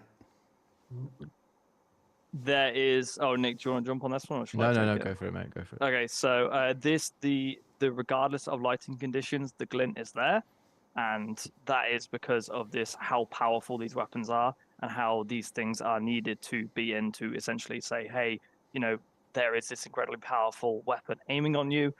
You have time to react if necessary. They had to line up their shot on you, and so on and so forth. So it is visible during the night. I'm aware that is controversial. And if anyone has any good alternatives they'd like to suggest, please give feedback. We're more than open to hear it. But this is a very gameplay orientated thing. Zach and I, we had a playtest the other day with our lead Torsten, not Nuck Layman, and I think I really want players just to have a go with it, because I think it's really it really adds to gameplay, especially when we want to make snipers really powerful, especially these like 50 cal snipers like the P6R. we really want them to be beneficial and really reward that gameplay, but at the same time, it needs some sort of balance. It needs some sort of counter to that. So I think, especially with the angles that Zach mentioned, I think at first, I think it's a bit like, oh, I'm not sure. But once you give it a go, I think like the crosshair we found at first, when we were talking about the crosshair, we were like, how are we going to implement it? And then after a while, after you've been using it, you're like, actually, this feels great. And we can't imagine not using it now. So. Yeah. Yeah, the key thing is when you look at people, especially in places like Jumptown, where there's a lot of, it's very dark, it's very hard to see things, and you have a sniper. And at the moment, currently, we don't obviously have the most fantastic feedback for post-shot for the snipers. For example, we don't have the really obvious traitors, we don't have the really obvious muzzle flash, and the audio doesn't go far enough and things like that. So we are aware of those things. Yeah.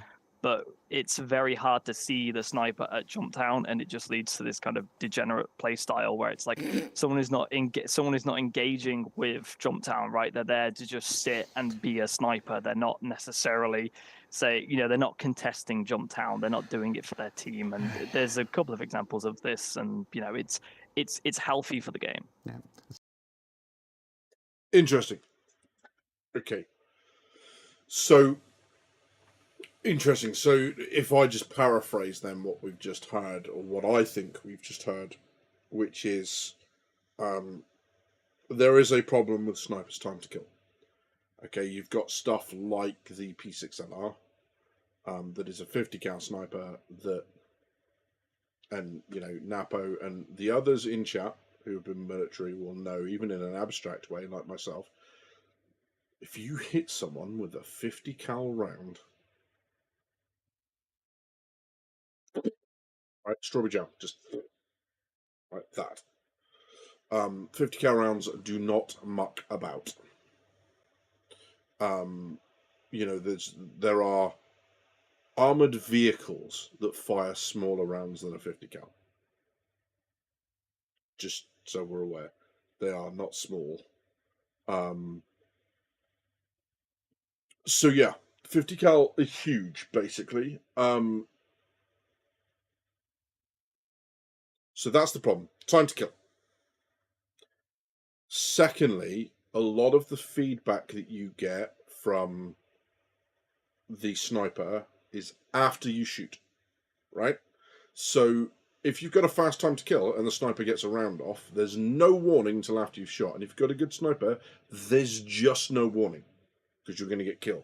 So I'm socially confused. 100% see your comment about why not show a muzzle flash. That's a really good idea, and they could potentially add that as well. But for a muzzle flash, they pulled the trigger. If you've got a good sniper, that's it. Right? That's just it. So they want there to be some sort of warning. So if it isn't that, what is it? So the problem is not sniper rifles. The problem is, how do we warn players before a shot is taken? How do we give them a chance of spotting that something's happening? Instantly, there are two options in my head. Firstly, take people's rangefinders off them. Don't have rangefinders. Just don't include them in the game. Right? Not including something is far less silly than glint at night. Right? From a realism perspective. Again, respawns, so 100%. Also, Badger's led mission session. That mission session's this Friday, 9 p.m. ish UK time. I might be on a little bit before. I'll certainly be on late into the night. So, yes, 100% mission led. That okay. Yeah, 100%, Del. What they're figuring out at the minute is this whole death of a spaceman, time to kill versus futuristic weapons. Right? We've just had the whole conversation about how a Mark II should be better than a Mark I. Well, in reality, all a firearm is a Mark 300 of the very first musket. Right? It's just better. Does the same job, fires faster, fires more shots without reloading, hits harder, right? In most cases. Right? Definitely more accurate. That's all it is. So, of course, futuristic weapons are going to be lethal. There's a whole bunch of things I think they can add here to help with the time to kill issue. So forget the warning, the time to kill issue. Make them all bolt action. Right? Like the Axdav, whatever the hell that lightning rifle is called, right? That thing. It has a long charge up time. Do that with all of them. Make them all ballistic. Right? And that. Remove rangefinders. Okay, so we had this with things like DayZ and armor. You can have a rangefinder, but it's its own piece of equipment. It's not strapped to the top of a weapon. So you could have that. So rangefinders are in, but not strapped to the tops of weapons. Right? That's another option for it. So if they're all 100%, people go, well, yeah, but semi-auto sniper rifles like the Barrett and everything else. Get that. But we're trying to find ways of not time to kill. In terms of the warning, the only thing that I can think of is if you have got a rangefinder, maybe that rangefinder is a beam, right? Like an infrared laser. And if you've seen that in any sort of war movie or anything like this, I'm going to come back to chat to you guys. Ta-da! One of the ways they can do that is go, okay, well, the rangefinder has a beam that is visible on a certain helmet setting. So if your helmet goes to image enhancement, right, effectively night vision, you can see laser point. You can see the IR laser designators and stuff like that. So maybe that's it. So someone runs around, keeps flicking vision modes, and goes, I can see a laser beam. I can see that beam from the gun. And maybe it's just on, right? If the sight's attached, then the laser is on. Right? And then, or maybe when you do it, you've got to hold it down and it takes a couple seconds to figure out the range, and then it comes back to you. So the fact is that when you see someone, when you first see a target, that beam takes a couple of seconds to give you a range readout. Whilst that's happening, that beam is visible. Also, that target's moving, so you don't just get a range point and click. That target might have been in the ideal position for you to take a shot when you started the rangefinder, but by the time you got the range and you zeroed the weapon in, now they're moving. So now you've got to adjust your shot manually because they're moving towards you, so you've got to aim low so the shot still hits them, or they're moving away. So you've got to aim slightly higher so the bullet drop, you account for the bullet drop. There's a whole bunch of ways to do it. But by making them something that you are either firing or you're checking your range, again, adds a level of skill. I mean, in DayZ, what we used to do, you used to go to the map. You used to put a marker on where you thought they were on the map. You used to come, that will tell you the range on the screen, on your HUD. But maybe that marker wasn't precisely where they were, so you had to come away and do that and then go back into it again. Or you had a laser rangefinder, but it was a binocular weapon, so you had to put your weapon away, get your binoculars out, fire it to take the range would read out, you'd then get your weapon out, rescope it, hopefully they were still roughly in the same place, and then you had to judge your shot from there, moving left to right, moving away, moving closer, all that sort of stuff. So that's the question, is maybe there is a way that they can do that without, because it still has to be warning, right? It still has to be before the shot is fired. So yes, audio will help. Yes, muzzle flashes will help.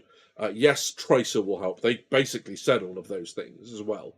But maybe there's some other way that you have to do it. And that way then, if you equip a scope without a laser rangefinder, A, maybe the magnification isn't very good. And B, you don't know the range. Because you can have a mate with you getting the range. Same problem. That beam is there. So maybe that's something. I don't know. Maybe I'll take that to Spectrum so I can get shouted at by a bunch of people. Like the last time I had a suggestion. But yeah, let's find out. Lyric Respawn says, flying to Oz. Mate, what are you doing in Oz? That sounds awesome. Jealous, man. I haven't been. I'm really looking forward to it. Or to the chance to go. You know, when I'm a YouTube multi-millionaire.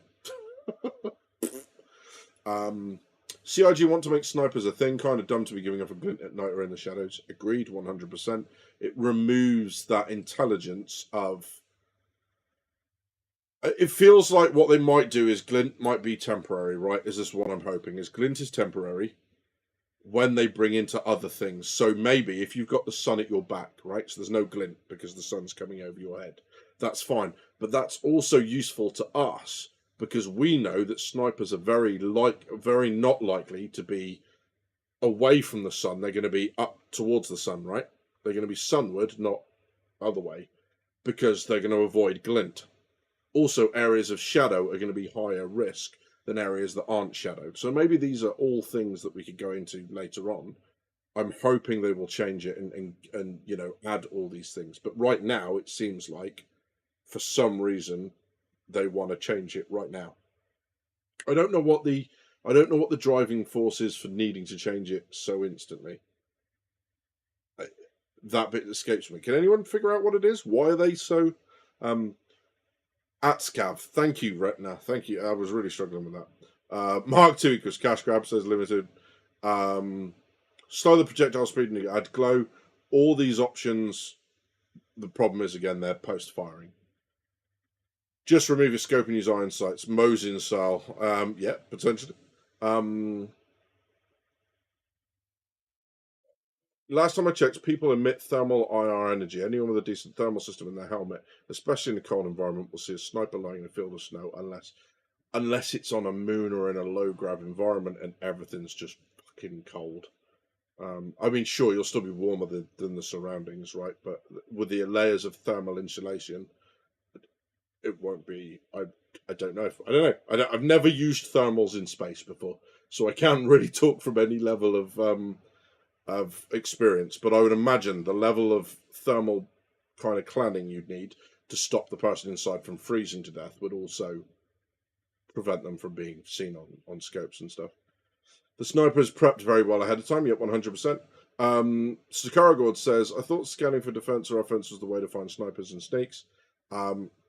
Yeah, just that.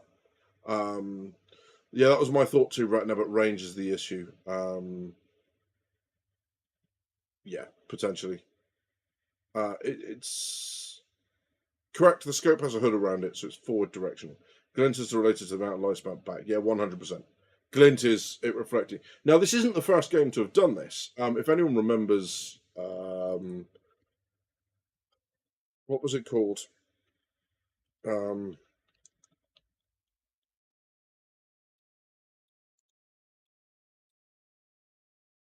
So if you go back years and years and years to a game called Crisis,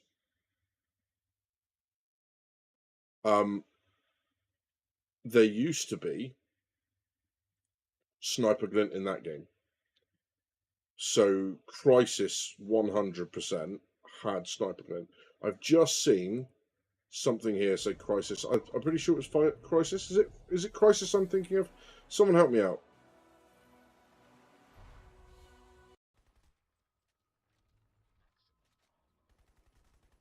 No, it might not have been.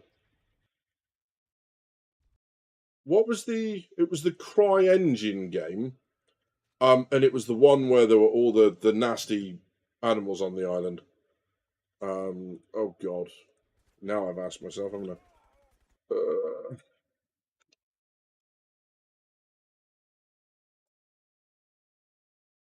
Far Cry. That's the one. Jesus. Whiteout.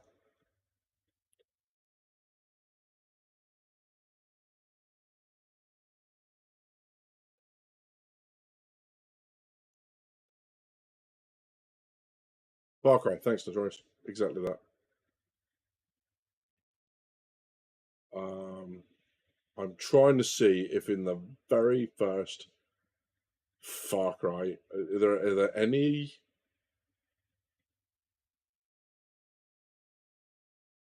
Are there any videos of it? But basically, take my word for it, right? There used to be sniper print. Badger's dark mode for the win. Yeah, no, unfortunately, that was the page that I was looking at, rather than... So, Google's up now. My browser's up in dark mode. It was the page that I was looking at that was being crap, not in dark mode. So, yeah. Limited, you're not helping. Stop it. Yeah, Sea of Thieves has it. You're right, S-Packs. But yeah, I mean, the other thing is the Sea of Thieves is cartoony as fuck, right? You play, and I'm not shitting on Sea of Thieves. Sea of Thieves is great fun, but you are fighting skeletons and ghost ships at points, so possibly not the level. My eyes, the light. Yeah, well, mate, it's your name, right? You got to put up with it. That's the most light I've seen in the UK in months. You shut your mouth. But yeah, so yeah, there's definitely aspects of it being used. I don't know. The question is that was quite close. Is it going to look that big when they are 4, 5, 6, 1,000 meters away? Right? I don't know. I really don't know. I don't know what the thought is behind it. It's not immediately apparent what they're trying to achieve, or whether it's the right way to go about it. But yeah. Badges, aside from the sweater, you are completely color neutral. I think I'm just washed out, mate. So we got blue, grey, white, red, burgundy, maroon, whatever the fuck that's called. I don't know. I see in 16 colors. You know, peach is a fruit. I have no idea what mauve is. So yeah, thanks, David. Cheers. I'm feeling attacked now, guys. I'm glad it's coming to the end of the stream. You lot are getting aggressive in there. Calm it. Chill your beans. Rude. Yeah. So we'll see. Do sandworms have wormhole glint? Oh god, I hope not. Scott says, how long will FPS radar ping range be? How far will radar ping range be? I don't know. How about other options? Suit camo or a fuzz field to mess up octaves, give people a counter, and make them responsible for the counter. Yeah, potentially. There's all sorts of stuff, right? The problem is, I think, if things are too powerful. Like I said, this is, and I think Dal nailed it on the head, right? Not the nail on the head. This is the problem that they're having with the idea of death of a spaceman in a game where PvP is prevalent. Is that they're finding out that players are going to find ways to kill each other. And for some people, alongside death of a spaceman, that's going to be problematic. You know. Yeah. Do you know what? That's probably worth seeing last. Let's see if we can find that bit. I'll see if I can find it for you now. But yes, I did see that, Zaveth. You were entirely correct, sir. Let's see if I can. So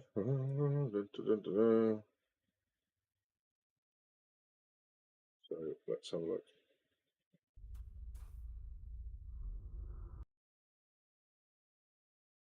Okay.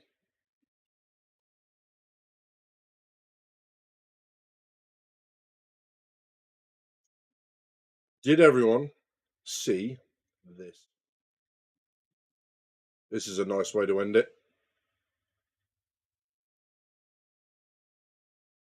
Okay. I'm just going to open up my audio here. This is a 6-second, it's on Star Citizen's Facebook page from Star Citizen themselves, right, from CIG. Here we go.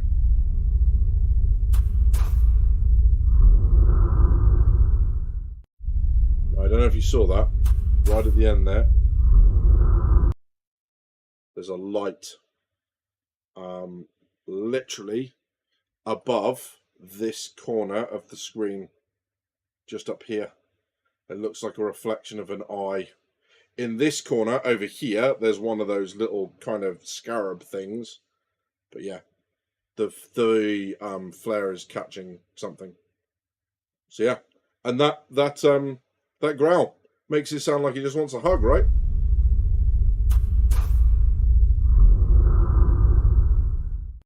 So between that and that really kind of scary looking picture of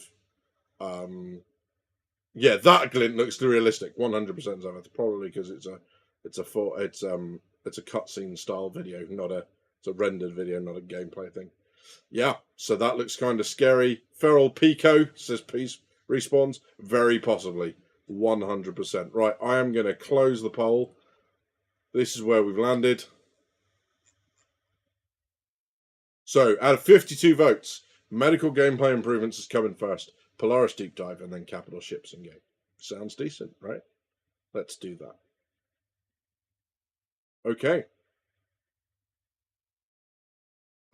Fellas Hydra, hello, mate. How you doing? Hope you're doing all right.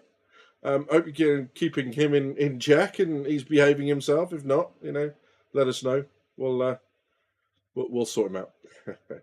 But very thankful for you reaching out and helping out as you have done. So appreciate it. Thank you. Yeah. So very, very cool. Lots of stuff coming, it seems, and stuff that hopefully we can get all excited about. Lots of what it seems to be sort of animals, fauna, space cows, all that sort of stuff. They have been talking about stuff in 3.23 that are coming that we haven't talked about, and AI team specifically talks about a project that hasn't been announced for 3.23. So maybe this is it. Maybe it's the AI programming of our first round of animals. Obviously, there's something called the Boreal Stalker, which is basically the abominable Yeti in Microtech, and apparently all sorts of other stuff. Sand caves. Sounds like they've got something pretty gnarly. I find caves pretty creepy sometimes anyway, with all the darkness and stuff. Knowing that there could be something like this chasing you around terrifies me. The idea that there could be lots of them, yeah, that's pant-wettingly frightening. You know your audience, Badgers. I do my best, mate. I do my best. I said do. But yes. So the animals will be standing on chair-shaped rocks as Citizen Ninja. Mate, never a truer word spoken. That's exactly what's going to happen. So yeah. Quick reminder then, be in the Discord if you are going to CitizenCon and you want to know what our plans are and all that sort of stuff. That'll be really cool. Will be really good to see you there. This Friday, coming Friday, 9 PM UK time, community game to catch up with everything in Operation Overdrive or whatever it's called. The Overdrive Initiative, I think it's called. We'll do that. Anyone will be welcome. Just jump in. We'll be in Discord. All that sort of stuff. Predators in the Clasher escape route. Yeah, don't stop them escaping. Just loads of pressures down there. 100%. And then once I'm back, Easter weekend, I will be away. There will be no stream. I'll pop a reminder of the community tab. I might just do a little video or something on that weekend for you guys. It may well not be about Star Citizen per se. It may be more of a community thing and something I want to do kind of more of my channel. Don't worry, it's not a pivot on content. It's just a focus on something extra, and I maybe that's a good time to start it. We shall see. But yeah, the one time I go outside and you plan a play session, dude, like I said, if you are in Discord and you see us in, and you can get access to that channel, because I've got to give you a role once you're in. But if you can get access to that channel, please, by all means, come in. It would be great to see you in there. Always happy to see people in Discord. That's the whole point of here, right? So yeah, it would be really, really good to see. And you know what that means? Music means. That means thanks very much for joining us. It's been wonderful to see you all and chat with you all. Thank you ever so much. This week's been really, really good for my motivation and for the channel in terms of subs. You've been watching Drinkers with Gaming Problems. Thank you very much for stopping by. I'll see you soon.